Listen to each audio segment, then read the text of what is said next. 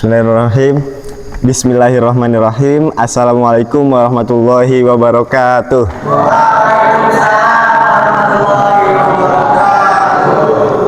Alhamdulillahirabbil alamin wa bihi nasta'in wa ala umuri dunya waddin.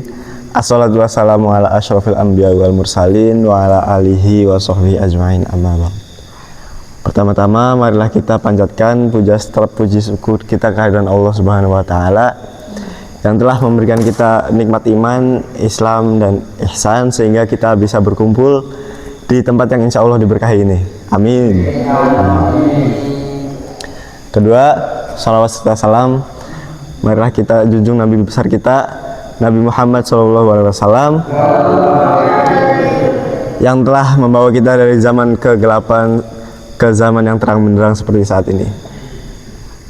Alhamdulillah. Mau tahu dulu nih kabarnya kalian gimana?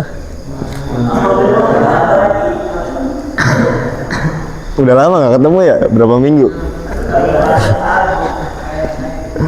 Ya, di sini saya akan membawakan materi tentang selamatkan diri dengan menjaga lisan. Selamatkan diri dengan menjaga lisan. Ya, kalian tahu sendiri ya, zaman sekarang lisan lisan kita sudah mulai, mulut kita sudah mulai ngawang-ngawang. Udah mulai wah, parah. Apalagi di luar tuh. Ngeri. Nah, saya ngambil materi ini dari buku Khutbah Sepanjang Masa dari para ulama besar di dunia Islam. Materi ini yang saya bawakan kan tadi udah disebutin ya, selamatkan diri dengan menjaga lisan. Kedengeran gak suaranya? Denger tak? Takut kekecilan? Enggak. Ya. Menjaga lisan merupakan bagian dari akhlak yang mulia dan bagian pokok ajaran Islam. Perkataan yang baik dapat mempererat tali silaturahmi, memperbaiki hubungan sosial, dan menghindarkan kita dari konflik. Sebaliknya, perkataan yang buruk akan menimbulkan kebencian dan perpecahan. Nah, sesungguhnya ucapan atau perkataan yang dijaga akan mencegah seseorang dari perkataan sia-sia. Inilah salah satu tanda kebaikan Islam dari seseorang, yaitu meninggalkan kesia-siaan. Nah, Rasulullah bersabda, min husnil islamil mar'i tarkuhu malayanihi. Di antara tanda kebaikan Islam seseorang adalah meninggalkan sesuatu yang tidak bermanfaat bagi dirinya. Hadis riwayat Tirmizi. Nah, seperti yang kalian tahu ya, lisan kita kan perlu dijaga banget tuh, apalagi zaman sekarang nih, terutama di luar sana sih biasanya. Apalagi yang misalnya kita lagi naik motor, terus ada orang naik motor gak bener, kita tiba-tiba ngomong kasar loh pokoknya.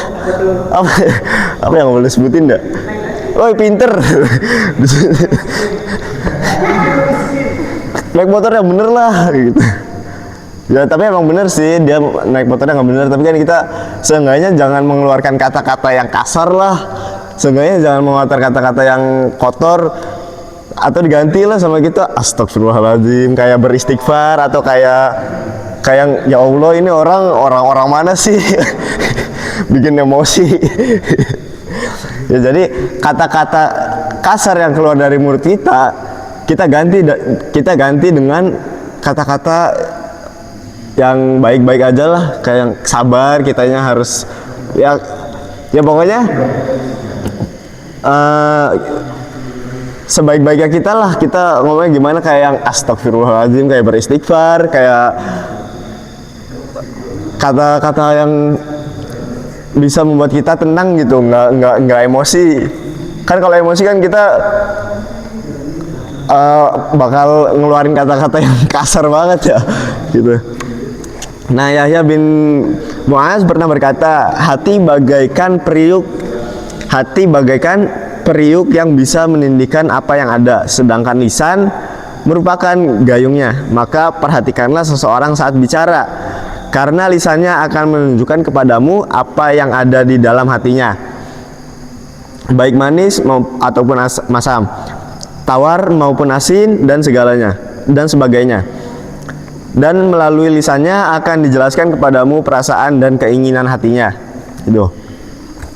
Nah, satu hal yang mengherankan adalah kebanyakan manusia mudah untuk menjaga dirinya dari makanan haram, berbuat zina, berbuat zalim, mencuri dan meminum haram serta memandang yang diharamkan Allah. Namun kesulitan untuk menjaga lisan mereka. Tuh, kan kita udah menghindari hal zina, menghindari maksiat, menghindari kebaikan-kebaikan lainnya, tapi kita tetap ngomong kasar gitu. Kayak yang udah 100% nih. Gara-gara kita ngomong kasar, ngurang persennya 95% dari kebaikan kitanya tuh. Nah, namun kesulitan untuk menjaga lisan sehingga terkadang tak sedikit kita menjumpai seseorang yang istiqomah berjalan di atas dalin, taat beribadah dan zuhud, tetapi sering mengucapkan perkataan yang dimurkai Allah. Nauzubillahi min dzalik. Nah, ada beberapa penyakit lidah yang harus betul-betul kita waspadai. Nih, penyakit lidah nih yang harus kita waspadai. Karena mungkin tanpa sengaja kita telah melewati batasan yang telah dihalalkan Allah Subhanahu wa taala. Nah, yang pertama yaitu berkata secara berlebihan. Berkata secara berlebihan itu apa ya? Jadi kayak yang kita ngelebihin ini apa? Omongan-omongan lah pokoknya, sehingga kita kayak sombong jatuhnya kan gitu. Nah, tersebut dalam hadis Muaz, ia berkata bahwa Rasulullah bersabda, tidaklah manusia itu dipanaskan dengan api neraka, melainkan karena akibat lidahnya. Hadis riwayat Tirmizi, Ibnu Majah dan Hakim. Secara tekstual, hadis di atas menunjukkan bahwa mayoritas penyebab utama manusia masuk ke dalam neraka adalah lisannya. Tuh, mayoritas kebanyakan manusia masuk neraka karena lisannya. Ucapan tidak berdiri sendiri dengan perbuatan, namun pasti beriringan. Dan dengan ucapan, perbuatan pun berlangsung karena ucapan berperan sebagai pembantu atas terlaksananya suatu kemaksiatan. Telah banyak hadis yang menyebutkan keutamaan diam. Rasulullah bersabda, barang siapa beriman kepada Allah dan hari akhir, hendaklah ia berkata yang baik atau diam. Hadis riwayat Bukhari, Muslim, Abu Daud, Ibnu Majah. Nah, yang kedua nih, yang kedua dari penyakit lidah. Yang kedua yaitu mengucapkan sesuatu yang tidak berguna. Diriwayatkan Abu Ubaidah dari Hasan, ia berkata, tanda seseorang berpaling dari Allah adalah ia menjadikan kesibukannya kepada sesuatu yang tidak berguna lantaran meremehkannya. Mengucapkan sesuatu yang tidak berguna dan membenahi sesuatu yang berguna melebihi kadar yang diperlukan merupakan bentuk kesia-siaan, sebab orang yang penuh perhatian pada urusannya akan berusaha menyebutkan urusan itu dengan ucapan yang ringkas.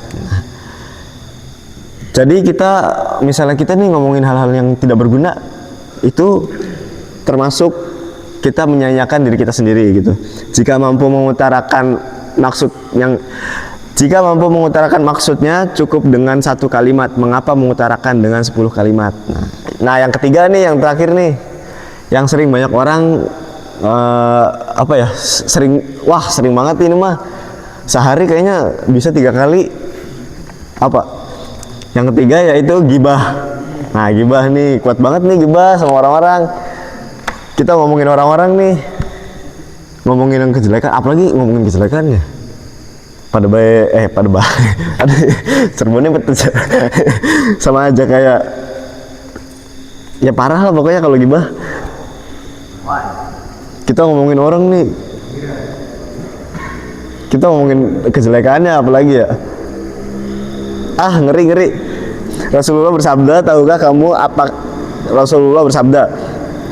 kamu apa gibah itu? Para sahabat menjawab, Allah dan Rasulnya yang lebih tahu. Nabi bersabda, yaitu menyebut saudaramu dengan apa-apa yang tidak suka disebutnya. Rasulullah ditanya, bagaimana jika memang itu sebenarnya ada padanya? Nabi menjawab, kalau mereka sebenarnya begitu, itulah yang bernama gibah. Tetapi jika ia menyebut apa-apa yang tidak sebenarnya ada, berarti kau telah menuduhnya dengan kebohongan. Hadis riwayat Muslim. Tuh, tadi yang sudah dikatakan oleh Rasulullah ya. Adapun bahaya yang ditimbulkan oleh gibah selain merusak ukhuwah, juga akan mendapat azab di akhirat. Ngeri. Ya intinya kita kayak yang gibah tuh gak penting lah, kecuali kita ngomongin yang baik-baik aja gitu, ngobrol-ngobrol yang bermanfaat lah pokoknya, jangan yang merugikan orang lain juga gitu. Kan gak enak kita ngomongin orang gitu. Dalam sebuah hadis Rasulullah menjelaskan bahwa orang-orang yang berbicara tanpa berpikir terlebih dahulu dan tidak mampu menjaga lisannya, maka ia akan binasa di akhirat, bahkan wajahnya akan tersungkur dalam neraka. Menjaga lisan dilakukan dengan dua cara, yaitu yang baik atau kalau tidak mampu maka diam. Kayak tadi yang hadis yang sudah saya sebutkan. Jadi diam kedudukannya lebih rendah dari berkata baik, namun masih baik dibanding dengan perkataan yang tidak baik gitu. Jadi daripada kita ngomongin yang enggak atau kita ngomong baik pun, misalnya kita ngomong baik salah nih, lebih baik diam gitu. Hadis apa ya? Lupa. Baik. Demikian betapa pentingnya kita untuk selalu menjaga lisan kita. Nah, mungkin cukup sekian dari materi saya tentang menjaga lisan dari diri kita. Semoga kalian bisa nih menjaga lisan untuk kalian kurangin gibah aja sih.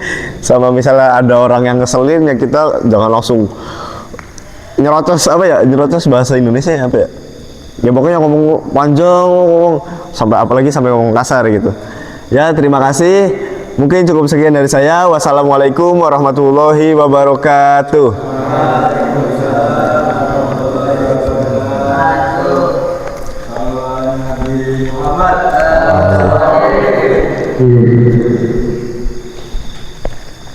Muhammad.